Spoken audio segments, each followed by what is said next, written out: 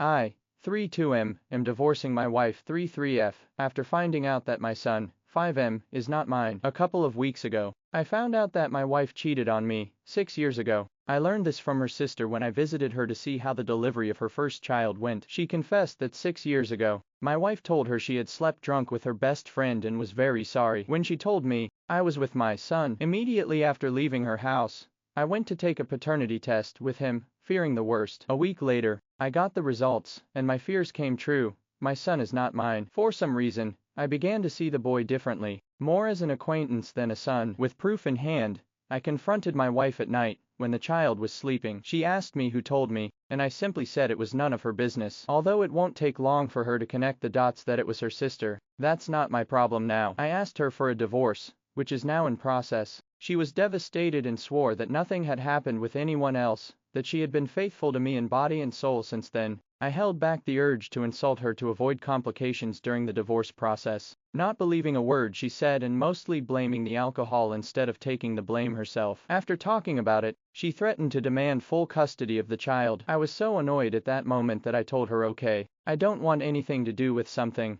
that is not mine. I told her she could keep the child, and I would keep the dogs. We have 2 dogs. We adopted as puppies, and they are currently 8 years old each. After my words, she tried to convince me to take care of the child with her, saying that I am his father. At that moment, I exploded. I was so angry and had held back so much that I just yelled at her to take her child and leave.